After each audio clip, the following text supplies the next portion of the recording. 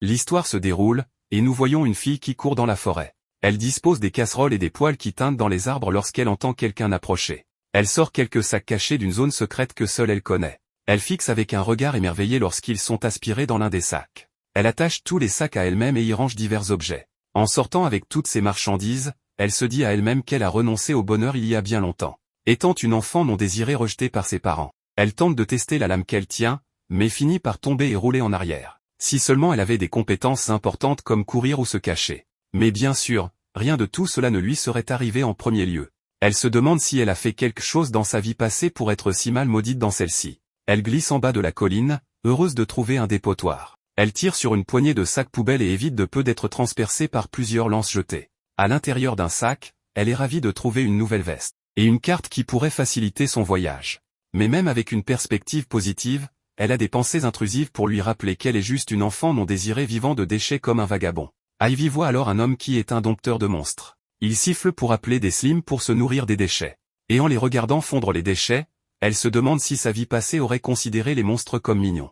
Ivy s'enfuit pour se cacher alors que l'homme s'approche de l'arrière de la benne. Elle fixe complètement effrayée, tandis que l'homme mentionne qu'il y a une prime sur la tête de cette petite fille, où le chef de son village la veut de retour morte ou vive. Elle fuit plus loin, ayant des nuits agitées. Et en traversant un marais, une forte bourrasque soufflée elle découvre des dizaines de slimes sautant autour d'elle. Elle s'enfuit avec elle à sa poursuite. Elle arrive à la forêt et trébuche en arrière avec plus de slimes apparaissant devant elle. Tombant d'une falaise, sa chute est amortie par les branches d'un grand arbre. Elle se soigne avec des potions, espérant que la chasse contre elle est terminée. Elle arrive ensuite à une belle source d'eau, où elle plonge pour se baigner. Ensuite, elle se coupe les cheveux et met des vêtements pour se déguiser en garçon. Fixant l'eau, prête à commencer sa nouvelle vie. Elle tombe sur un petit slime sur une feuille qu'elle trouve en fait mignonne. Puis, en consultant son compendium de monstres, il s'avère être extrêmement rare, étant connu comme le slime la plus faible avec une existence désintégrante. Elle ne peut s'empêcher de se réjouir parce que le slime est aussi faible et inutile qu'elle. Enfin, quelqu'un à qui elle peut s'identifier. Une petite brise emporte le petit slime, et en regardant le compendium à nouveau, Ivy apprend que ce slime peut disparaître avec une rafale encore plus forte ou même au moindre contact. Alors qu'elle la regarde coincée, simplement mise à l'envers, Ivy remet délicatement le slime à l'endroit en utilisant ses deux mains. Et elle apprend du livre qu'il est probable que ce slime mourra en une seule journée, rendant le slime très triste. Ensuite, le vent fait voler une lame d'herbe qui renverse le slime faible et inutile. Et Ivy court après, la rattrapant à peine avant qu'elle ne tombe dans l'eau. Ivy passe ensuite du temps avec le slime autant que possible avant sa désintégration inévitable. Elle lui parle, mentionnant ses pensées sur le fait que les dieux ne sont pas justes. Ils créent des gens heureux, mais aussi des gens misérables comme elle et ce slime. Les humains dans ce monde appelé Ordogus tous reçoivent des compétences lorsqu'ils atteignent l'âge de 5 ans. Son père a des compétences en menuiserie à 2 étoiles. Sa mère a des compétences en couture à 2 étoiles et en reprisage à 1 étoile. Cependant, personne ne sait quelles compétences ils recevront ni combien d'étoiles elles auront jusqu'à ce qu'elles apparaissent. Mais l'avenir de chacun est décidé par ses compétences et le nombre d'étoiles. À l'âge de 5 ans, Ivy a reçu la compétence de domptage. C'est la capacité à apprivoiser des monstres et à les gagner à sa cause. Mais malheureusement, elle est née sans étoiles. Une dompteuse qui ne peut apprivoiser aucun monstre. Inutile et rejetée par la société et sa famille. Ils ont arrêté de lui donner de la nourriture et un toit où dormir. Elle s'est lentement retrouvée sans endroit où appartenir. Cependant, elle a quelque chose que les autres n'ont pas. Des souvenirs de sa vie passée. Apparemment, elle est une humaine réincarnée ici d'un monde différent.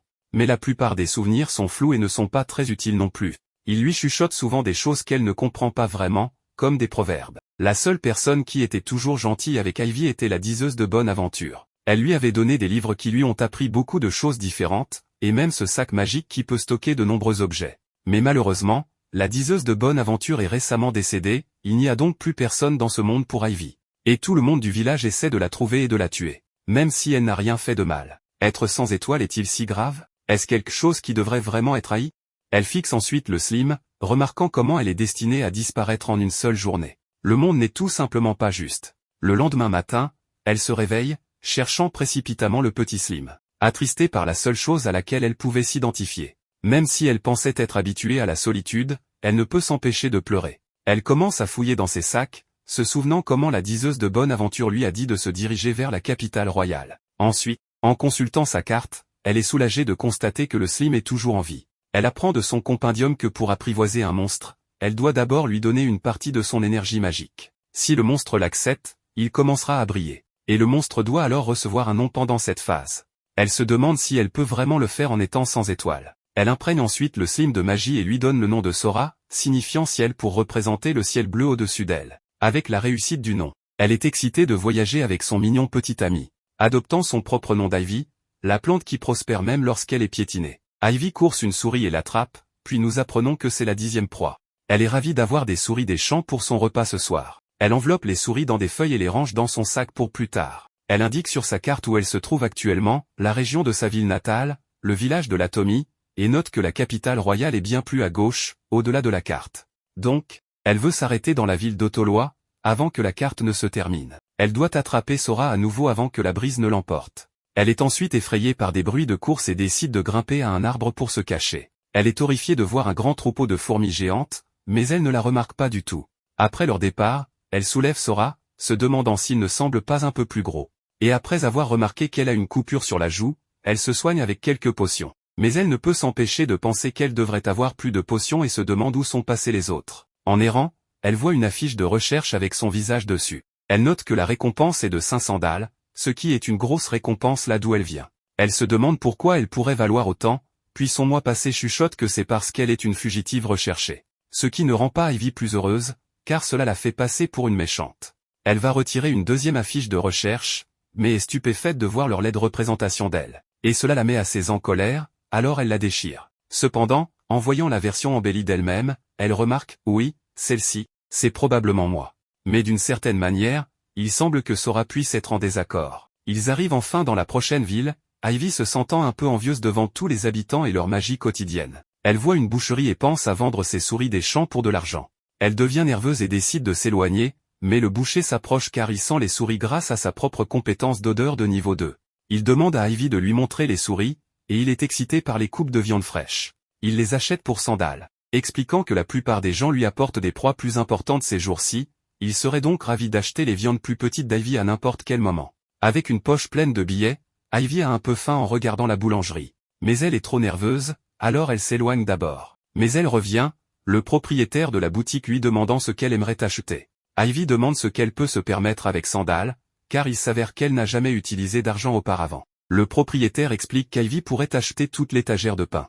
Ivy décide alors d'acheter quelque chose et s'éloigne joyeusement avec les délicieuses friandises. Ce soir-là, elle s'assoit au sommet d'un arbre, très impatiente de manger. Ensuite, elle partage la moitié avec Sora. Tout en se régalant, elle apprend que Sora ne peut pas manger le pain. Mais elle ne peut pas comprendre ce qu'il pourrait aimer manger. Le lendemain, elle est ravie de trouver une montagne de déchets. Elle tombe sur des paniers de potions, mais ils sont tous périmés et décolorés. Mais quand elle les pose, Sora trouve une utilité en absorbant les bouteilles de potions entières. Cela surprend Ivy, car absorber des matériaux inorganiques est généralement une compétence détenue uniquement par des slimes rares de haut niveau. Elle essaie de tester cela avec un autre morceau de déchet, mais il semble que Sora ne s'intéresse qu'aux bouteilles de potions. Mais pas les rouges, seulement les potions bleues.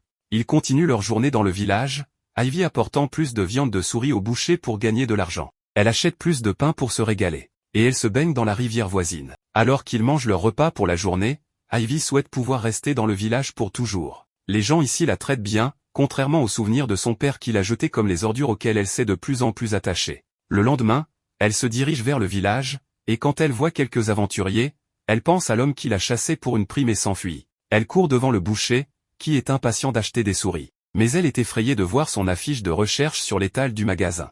Elle court ensuite à la boulangerie, où la dame du pain a cuit son pain préféré pour lui en donner. Cependant, Ivy s'enfuit à nouveau, se sentant pire après avoir vu une deuxième affiche. Elle pleure de gentillesse, car elle sait qu'elle doit quitter le village qui l'a traitée si gentiment. Et elle embrasse Sora, qui la tient compagnie pendant son sommeil. Le lendemain, lorsqu'elle s'aventure dehors, elle arrive à une intersection, ne sachant pas où aller. Elle décide d'aller grignoter quelque chose, car elle avait trop peur de ramasser des provisions en ville. Elle tombe sur un pommier doré avec délices, mais n'est pas si heureuse de voir que c'est un monstre qui se nourrit d'aventuriers. Ivy essaie de fuir, mais s'en sort avec une attaque vicieuse au poignet. Elle finit par s'écrouler au sol et dit qu'il lui faut une potion. Ensuite, Sora commence à s'illuminer et Ivy ne peut s'empêcher de se dire que les rumeurs sur les slims sont vraies car elle pense que Sora va la manger. Mais ce n'est pas le cas car Sora n'essaie que de la soigner car il a des aptitudes de guérison avec toutes les potions qu'il avait dévorées.